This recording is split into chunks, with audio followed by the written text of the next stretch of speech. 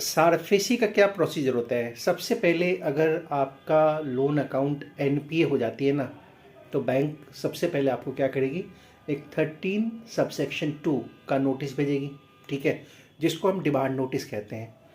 ये demand notice में bank 60 दिन का टाइम देगी अपने बोरोवर को और कहेगी कि भाई 60 दिन के भीतर भीतर आप हमारे जो आउटस्टैंडिंग है, सारी आउटस्टैंडिंग ए टू जेड सारा जोड़ लेगी, आप उसकी पेमेंट कर लीजिए, नहीं तो हम आपके जो एसेट्स है, जो जो सिक्योर्ड एसेट्स है, उसका पोजीशन ले लेंगे। अब वो 60 दिन तक वेट करेंगे। अगर पेमेंट नहीं आई उनके पास तो अब एक नोटिस और आएगा 13 सबसेक्शन 4 का बैंक की तरफ से, जिसमें बैंक बताएगी कि हमने आपके एसेट्स का पोजीशन ले लिया है। हालांकि अभी आपने प्रॉपर्टी छोड़ी नहीं है, लेकिन बैंक कहती है कि हमने आपके जो एसेट्स का पोजीशन है वो ले लिया है। इसको हम कहते हैं, दैट इज कॉल्ड, इसको कहते हैं सिंबॉलिक पोजीशन। तो बैंक ने क्या किया, एसेट्स का सिंबॉलिक पोजीशन ले लिया।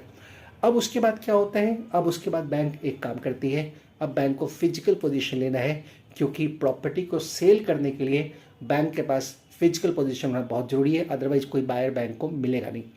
तो बैंक जाती है मैजिस्ट्रेट के पास और मैजिस्ट्रेट को कहेगी कि साहब हमें पुलिस असिस्टेंस दीजिए, ताकि हम उनको घर से खाली करवाएं, उनका घर खाली करवाएं और उस प्रॉपर्टी का पोजीशन जो है वो हम ले पाएँ।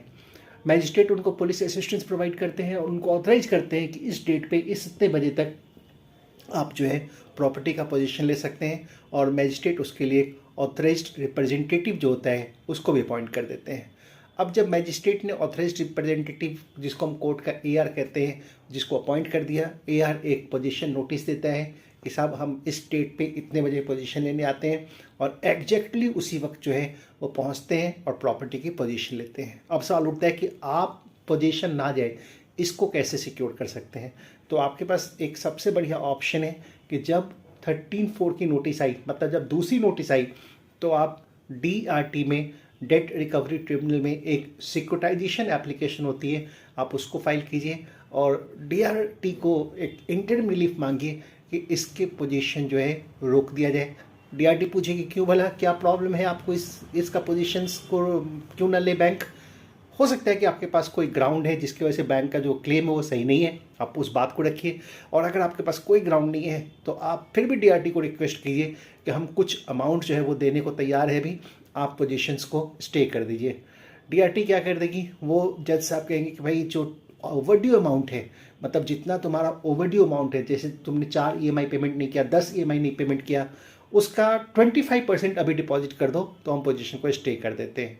आप अगर ऐसा करने को रेडी हो जाते हैं तो पोजीशन को स्टे कर दिया जाएगा, लेकिन अभी बहुत सारी प्रोसेस